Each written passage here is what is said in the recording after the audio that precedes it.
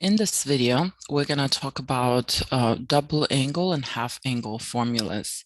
And the learning objectives are to use double angle formulas to find exact values, use double angle formulas to verify identities, use reduction formulas to simplify an expression, and use half angle formulas to find exact values.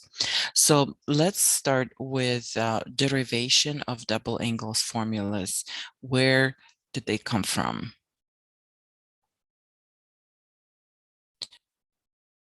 We're going to take a look at the formulas that we're already familiar with, and this is a sine of alpha plus beta, but we're going to say that beta is actually equals to alpha. So what's going to happen, we're going to replace beta with alpha in the formula, and what do we have? We have a sine 2 alpha equals sine alpha cosine alpha plus cosine alpha sine alpha. But these expressions are essentially the same thing.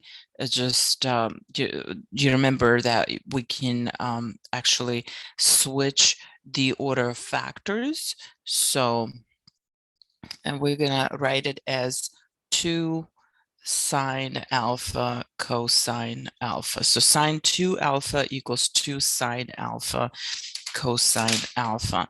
And that's going to be our first identity. What about cosine? Well, we're going to do the same thing.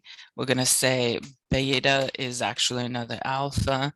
So we're going to replace whenever we have beta with angle alpha. And what are we going to get? We're going to get cosine 2 alpha equals cosine alpha minus sine alpha sine alpha, right? But we know that this is just the definition of cosine squared alpha, and this is a definition of sine squared alpha. So this is our second formula that we're going to use. The cosine 2 alpha is cosine square alpha minus sine square alpha. And we're going to actually come up with the identity for tangent 2 alpha a little later. So for now, we're just going to stick with these two identities, and we're going to practice using them by looking at this example. It says, given that tangent alpha is -3/4 and alpha, theta, we're talking about theta, and theta is in quadrant 2, find the following: sine 2 theta, cosine 2 theta, and tangent 2 theta. Well, we are given, notice that we're given tangent of theta, not 2 theta. So we would have to express sine of 2 theta and cosine of 2 theta in terms of angle theta. And as we already mentioned, sine 2 theta is 2 sine theta cosine theta, and cosine theta is cosine squared theta minus sine squared theta. Okay, we don't have the identity for tangent to theta yet, but we're going to use the sine and cosine to find tangent to theta. We're going to do sine 2 theta over cosine 2 theta. So that's how we're going to deal with that for now. So let's go ahead and find actually sine theta and cosine theta by forming a triangle. So this is our angle theta, and the tangent is -3/4 in quadrant 2. Well, we know that in quadrant 2, our x is negative and y is positive. Also, we know tangent is opposite over hypotenuse over adjacent. So we're going to have y of 3 and x of -4. Okay, so that's our tangent. Now, what is the hypotenuse? Well, the hypotenuse is going to be square root of -4 squared plus 3 squared. So that's going to be the square root of 25, which is going to be equal to 5. So from here, we can say that sine theta is opposite of a hypotenuse, so that's going to be positive 3/5, and the cosine is going to be -4/5.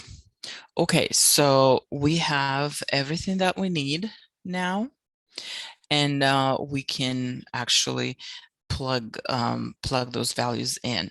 So for sine 2 theta, we're going to have 2 multiplied by sine theta, which is 3/5, multiplied by cosine theta, which is a -4/5. All right, so multiplying through, we have -12 multiplied by 2, -24, and 5 times 5 will be 25. Like basically 2 becomes 2/1, and we multiply those 3 fractions together. Okay, so for question B, we have cosine square. So and that's okay, cosine 2 theta, cosine square theta, which is -4/5 squared minus sine square theta, which is going to be 3/5 squared. So in the end, we have 16/25 minus 9/25. So that gives us 7/25. All right. Okay. And finally, for tangent 2 theta, like I said, we don't have the identity yet. So I'm going to take a sine and divide by cosine. So it's going to be -24/25 divided by 7/25. And we're going to apply our rules for division of the fractions, and we're going to get -24 divided by 7.